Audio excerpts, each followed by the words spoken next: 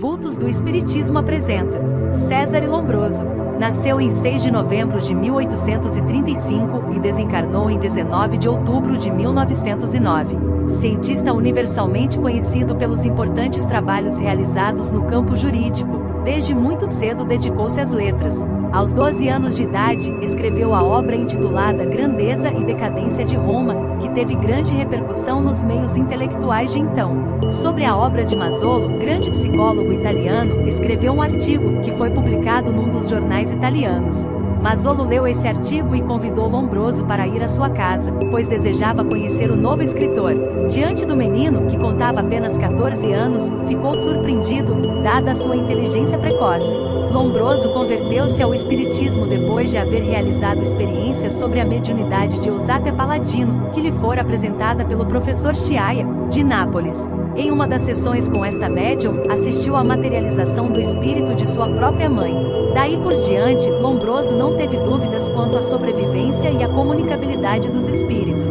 Escreveu várias obras, tanto no campo da medicina quanto no da filosofia. Dentre elas, destacam-se a notável monografia Antropologia Criminal, L. o Homo de Gênio, L. o Homo Delinquente, além de outras sobre psicologia e psiquiatria. Sobre o espiritismo, não podemos deixar de citar a pesquisa sobre os fenômenos hipnóticos e espíritas, através da qual relata todas as experiências realizadas, não só com Eusapia Palladino, como também com outros médios de efeitos físicos, como Elizabeth de Esperança e Politi. Fonte: ABC do Espiritismo de Vitor Ribas Carneiro. Lombroso foi um dos maiores médicos criminalistas do século passado. Nasceu em Verona no dia 18 de novembro. Graduou-se em Medicina em Pavia em 1858, onde recebeu grande influência do anatomista Panizza.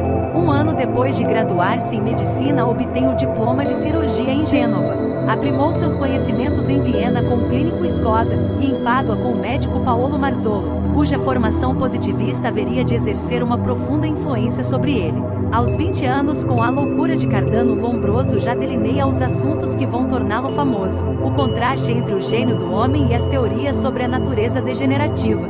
Como oficial médico, escreve, em 1859, Memórias sobre as feridas e as amputações por armas de fogo, ainda hoje considerado um dos trabalhos mais originais da literatura médica italiana. A seguir é atraído na Calábria, pelos problemas antropológicos e étnicos da região. Em 1862, em Pavia, inicia um curso de psiquiatria e no ano seguinte transforma-o em curso de Clínica das Doenças Mentais e de Antropologia. Suas frequentes visitas ao Hospital de Doentes Mentais, onde assiste gratuitamente pacientes, permitem-lhe aprofundar o estudo das relações entre gênio e neurose. As ideias dos maiores pensadores arrebentam de improviso, desenrolam-se involuntariamente como os atos compulsivos dos maníacos, escreveu. No Congresso Internacional de Antropologia realizado em Milão, várias críticas foram levantadas contra a posição de Lombroso, mas foi reconhecido seu pioneirismo na terapia com os doentes mentais, abrandamento racional do tratamento, até então intolerante, introdução de trabalho manual, conversações com gente de fora, diversões coletivas, diários escritos e impressos pelos próprios pacientes. Era um método novo, hoje empregado pela psicoterapia. Em 1864, Lombroso ficou internacionalmente conhecido graças ao seu comentadíssimo livro Gênio e Loucura, traduzido em vários idiomas e que exerce influência até hoje. Em 1867, escreve Ações dos Astros e dos Cometas sobre a Mente Humana, e no ano seguinte, Relações entre a Idade, as Posições da Lua e os Acessos das Alienações Mentais, trabalhos recebidos com muitas reservas pelos demais cientistas do ramo. Psiquiatra e diretor do manicômio de Pádua nos anos de 1871 a 1876, Lombroso coleta dados suficientes para suas teorias. Do exame de centenas de doentes mentais e criminosos, ele chega à conclusão de que o criminoso é formado por alguma tendência básica inerente ao seu destino, e que as sementes de uma natureza criminal podem ser muitas vezes identificadas na criança. Acreditava ainda que o meio social, aliado às influências astrais, preparasse para a ação criminosa indivíduos cuja natureza fosse antissocial. Em 1876, ele vence o concurso para a Cátedra de Higiene e Medicina Legal da Universidade de Turim e neste mesmo ano publica O Homem Delinquente, obra muito discutida na época. Em 1882, em seu opúsculo Estudos sobre o Hipnotismo, ele ridicularizava as manifestações espíritas, mas, convidado pelo professor Morcelli a estudar melhor o assunto, participou de sessões com a médium Eusápia Paladino, convencendo-se da veracidade incontestável dos fatos. As pesquisas que fez com essa médium encontram-se no livro da sua autoria, Hipnotismo e Mediunidade.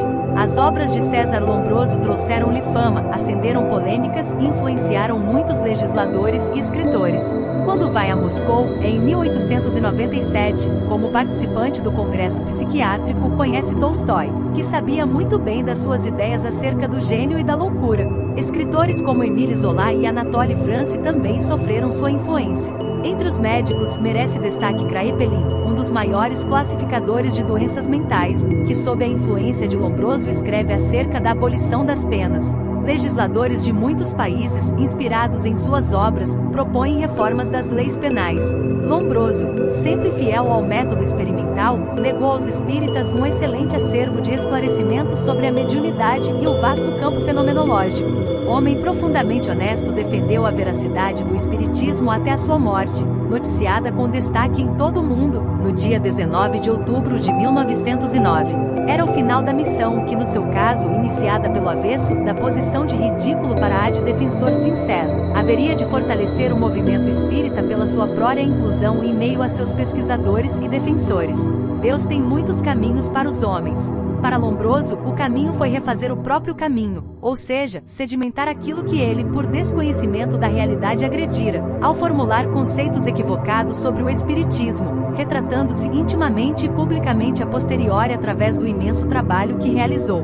Cesare Lombroso foi um professor universitário e criminologista italiano, nascido a 6 de novembro de 1835 em Verona. Tornou-se mundialmente famoso por seus estudos e teorias no campo da caracterologia, ou a relação entre características físicas e mentais. Lombroso tentou relacionar certas características físicas, tais como o tamanho da mandíbula, a psicopatologia criminal, ou a tendência inata de indivíduos sociopatas e com comportamento criminal.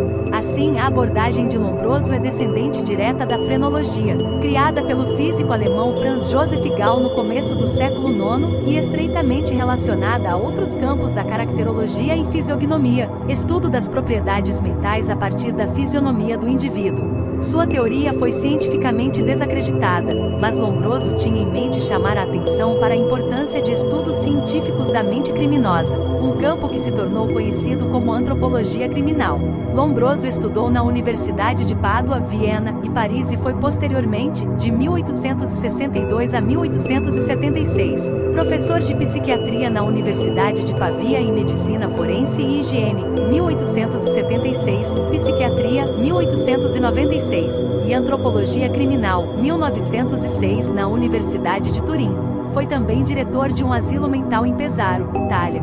A principal ideia de Lombroso foi parcialmente inspirada pelos estudos genéticos e evolutivos no final do século IX, e propõe que certos criminosos têm evidências físicas de um atavismo, reaparição de características que foram apresentadas somente em ascendentes distantes, de tipo hereditário, reminiscente de estágios mais primitivos da evolução humana. Estas anomalias, denominadas de estigmas por Lombroso, poderiam ser expressadas em termos de formas anormais ou dimensões do crânio e mandíbula, assimetrias na face, etc., mas também de outras partes do corpo.